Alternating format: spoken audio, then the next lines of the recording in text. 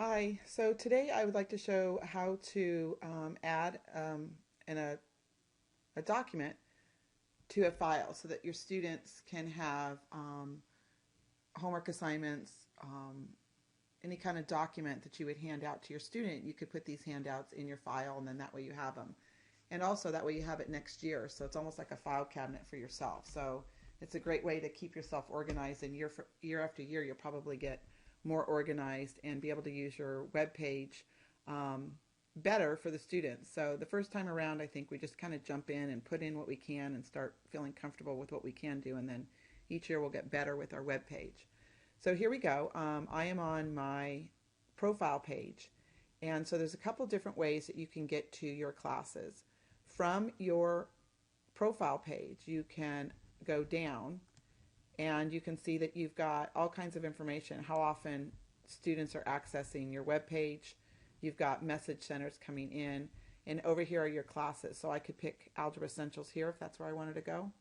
Um, or I can come over to the Fusion tool and I can click on the Fusion tool and get to my classrooms from there. So there's different ways that you can get to your classes. So I'm going to go ahead and get to my Algebra Essentials class. So here we have our Fusion tools. And there's lots of different Fusion tools. So there's class contacts, web pages, wikis, discussion topics, slideshows, etc. Class quizzes. Today we're going to go to class files. So I have already clicked on this and pulled out my class files.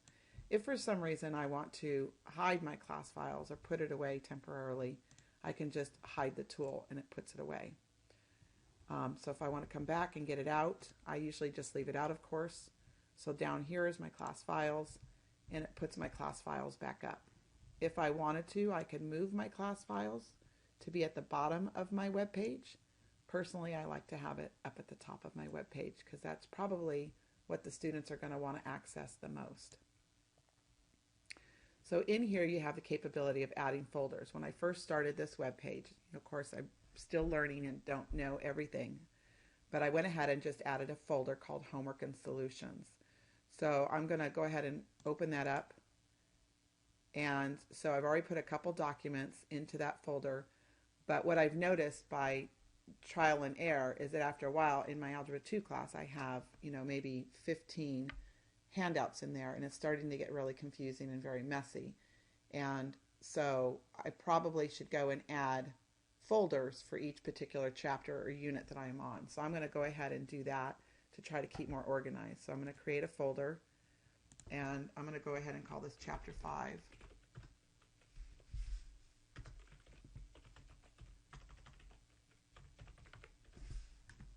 And if I want to put a description, I can.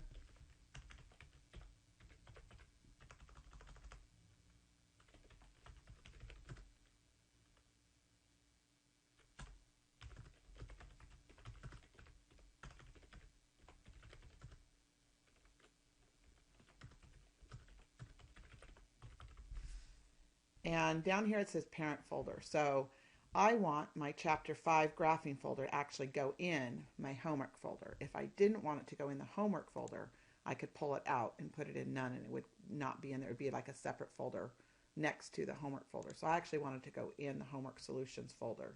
So I'm going to add that folder.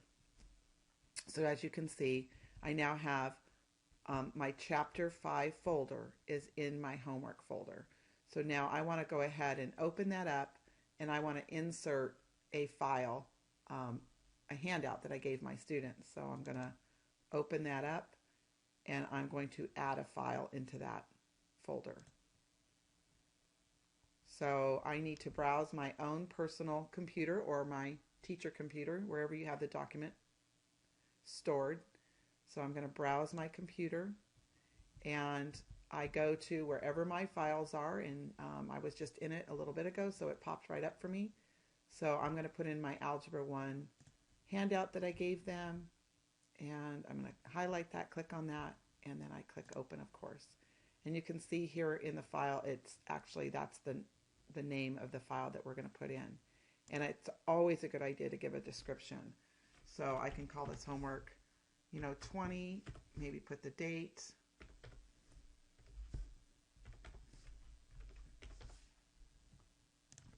Whatever you want to label it as.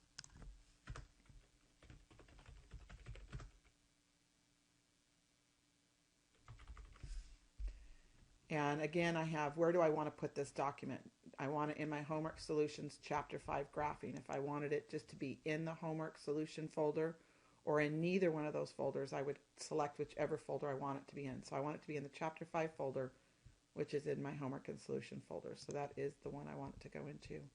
And then just click Add File. It's that easy. Pretty cool.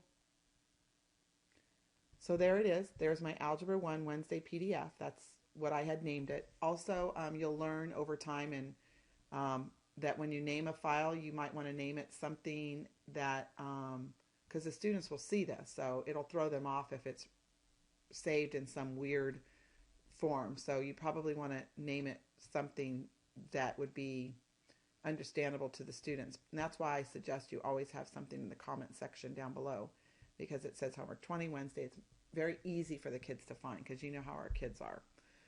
So if I want to go back, so you can see, go back to the Fusion page. You can see here I have my homework and solution. So this is what a kid would see, a student would see. So they would have to, of course, click on that. And then that gives them the Chapter 5, and they would have to click on that. And sometimes, you know, if they have to click too many times, they won't do it. But that's why sometimes I just put the folders here or the files here.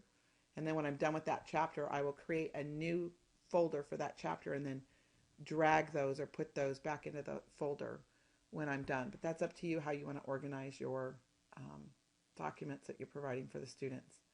So if I click on that, you can see that there's that folder that or that file that I just put in there. Now, when you create these files for the students, what I have noticed through trial and error is the first ones I did were not saved as a PDF. They were just saved using my Word document that I was creating. It was saved, you know, whatever the word processing document was. And so a good number of kids were not able to open up that document. So I had to go back and resave each file as a PDF. And there's a couple ways that you can save things as a PDF. On my old computer, I did not have the capabilities of saving any document as a PDF. You had to have a special program for that. With our new Windows 7 computers that we got at school, there is actually, when you save a document, and you can even resave it and do it a save as. If you have old documents, you can just go up and do save as, and then the drop down box has a ton of options on how do you want to save it. And there's a PDF option. So you can save it like that. And then that way, when you upload it to your web page, any student will be able to read it. Now, they will need a Acrobat Reader downloaded on their computer, which is free. And I gave you a link in the wiki that that you could give that address to the students, or even put that address and a link on your web page in the announcement section on how to do that. So since I have time, if you want, I will go through how you can easily save a file. So if I have open up a document on my Windows 7, and let's say I have, let's see if I can find an old document. For an example, this particular file is not a PDF. So if I wanted to make it a PDF, I just open up that document, and then I go to File, Save As, if I want to save it as a PDF, and see here how it says Save As Type, and there's the Word document. If you toggle that down, look at all the different options that you can save the document as. So not everybody's computer has the same, they're not being saved the same way, and so that's why you want to save it as a PDF. That way everybody can read it. So I just select the PDF option and then click Save, and it saves it as a PDF. So there's my PDF that I just saved.